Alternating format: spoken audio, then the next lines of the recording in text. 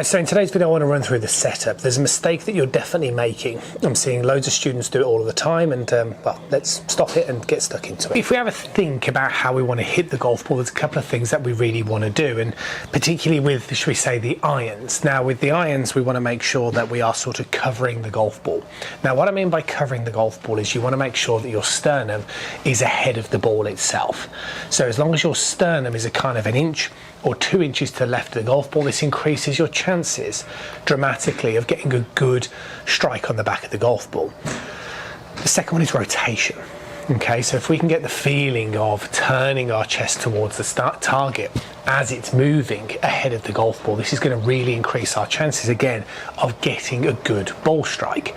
And hopefully you can kind of see, if I got set up in like a pre-impact drill, which means that I sort of open up my chest and see my sternum's ahead of the ball here, then from here, if I don't hit the robot, I can sort of guarantee a good sort of contact on the back of the ball. You imagine I did the opposite. So this time what I'm going to do is I'm going to move my sternum an inch or two behind the ball, and I'm going to sort of keep my body quite parallel towards the target. Then you can hear it's not a bad golf shot, but it's not compressed. And the reason why it's not compressed is because when I'm hitting that second golf ball and when I start this way, I'm hitting up on the ball, which means I'm hitting the ground before and the club is rising.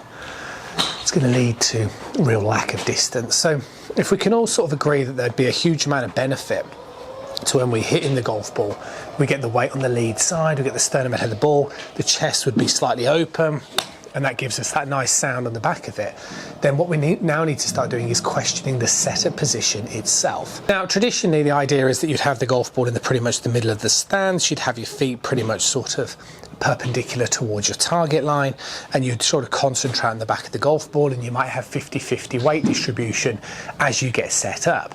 But again, the problem is as I'm demonstrating this, you know, see what you guys think when you look at it, but I just feel like all I'm going to do from here is get massively stuck and just sort of end up scooping at the back of the golf ball.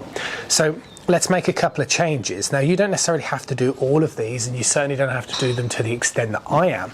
The first thing that I'm going to do is I'm going to move my upper body more over my lead leg. Okay, so no longer here, here. Okay, so look at my lead shoulder relationship to my lead ankle. So that pushes more weight on my lead side, but what it does do is it moves my sternum more this way. Now the second thing we're going to do is I'm now going to align my ball position relative to my sternum. Okay, now I'm going to flare this lead foot out. So all of a sudden, can you see the difference between these two setup positions? Now personally speaking, I know from the second position I'm going to increase my chances of good ball striking. I already feel like I'm in a really good position from here as opposed to from here. Now it's a bit of a cheat. It is a cheat, and it surprises me how many golfers that I meet that either come through that door or I reach for online help and I end up making these suggestions. It makes a massive difference, and the reason why is it also influences your backswing. You see, the problem with most amateur golfers in the backswing position is they have a tendency to sort of move like this. And what happens is when you move like this, you end up sort of turning too flat. And if you start turning too flat, again, that's going to move you off the ball and going to give you really inconsistent ball striking. So by sort of changing that setup position, it's going to encourage you to, when you take it back, produce more of a tilted motion of the shoulders, which is going to give you this real ability to have a backswing position.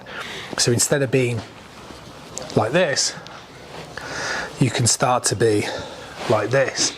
And again, hopefully you guys can see just visually how much more powerful that second position looks.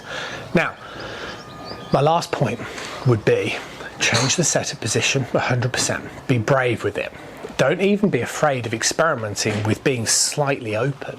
So feel like, you know, when you're getting set up, that your sort of lower body is slightly open relative to the target. Why not just play around with it, do something different, and just break away from the norm? You never know what you might discover. From there, keep that head still.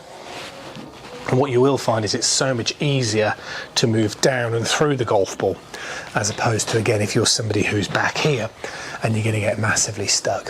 So that's what I would strongly suggest. If you are somebody who knows that your ball striking is letting you down and you don't compress the ball, you don't hit it far enough, then 100% you need to be doing this. The last question is, should you be doing it with driver Answer is yeah. The idea when we're hitting the driver is we need to hit up on the golf ball slightly, but we do that by moving the golf ball further forward. However, what I say to most students is, if your ball striking is the problem, then maybe just make the amendment towards the clubs that you're hitting off the floor. If your driver works particularly well for you at this moment in time with being a little bit more tilted and behind it, then just carry on doing with what you're doing. You've got to bear in mind one thing: this change not only will help your ball striking, but it makes you more athletic. That's again why we see with the pros, they get this way, and they can rotate down and through the ball. And distance will eventually become a deciding factor in your progression. So give it some thought. I'll see you soon.